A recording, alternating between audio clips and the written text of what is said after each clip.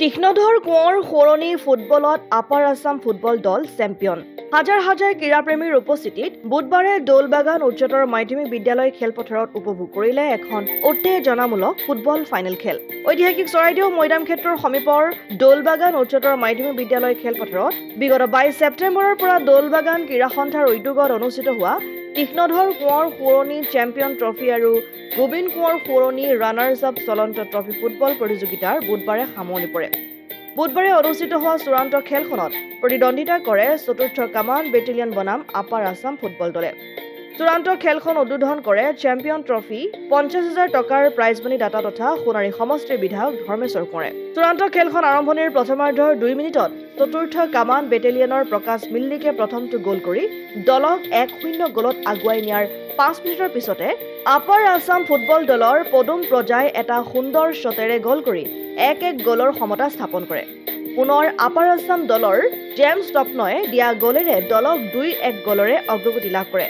খেলৰ দ্বিতীয়াৰ্ধৰ আৰম্ভণিৰ ১ মিনিটত আপাৰ আছাম দলৰ ডেভিড তিৰ্কীয়ে গ'ল কৰি আপাৰ আছাম দলক ৩-১ গ'লত পুনৰ অগ্ৰগতি দিয়ে।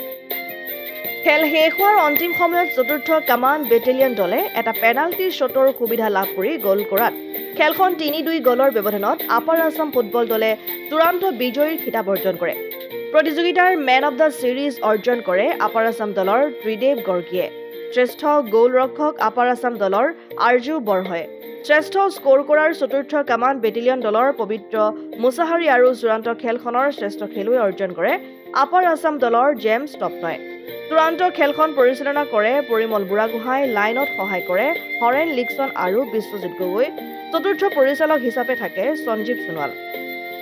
দৌলবাগান ক্ৰীড়া সন্থাৰ উদ্যোগত আৰু শুভাকাংক্ষী ৰাইজৰ সহযোগত যোৱা ২২ ছেপ্টেম্বৰৰ পৰা স্বৰ্গীয় তীক্ষ্ণধৰ কোঁৱৰ সোঁৱৰণী চলন্ত ট্ৰফী প্ৰাইজমানি ফুটবল প্ৰতিযোগিতাখনি আমি ঐতিহ্যমণ্ডিত দৌলবাগান উচ্চতৰ মাধ্যমিক বিদ্যালয়ৰ খেলপথাৰত অনুষ্ঠিত কৰিছিলোঁ। ১৮টা দলে ইয়াত যোগদান কৰিছিল। আজি আপাৰ আছাম ফুটবল দল আৰু 4th বেটেলিয়ন দলৰ মাজত যি চূড়ান্ত খেলখন অনুষ্ঠিত হৈছিল, ইয়াত আপাৰ আছাম ফুটবল দলে বিজয়ী হ'বলৈ সক্ষম হৈছে। আমি দৌলবাগান এই অঞ্চলত বহুত দিনৰ পৰা ক্ৰীড়াৰ এটা পৰিৱেশ গঢ়ি উঠা নাছিল। ক্ৰীড়াৰ এটা পৰিৱেশ গঢ়ি তুলি যাতে আহি থকা প্ৰজন্মটোক যাতে ক্ৰীড়াৰ ক্ষেত্ৰত এটা সুন্দৰ পৰিৱেশ দিব পাৰোঁ, সেই লক্ষ্য আৰু উদ্দেশ্য আগত ৰাখি আমি এই খেলখনি অনুষ্ঠিত কৰিছিলোঁ।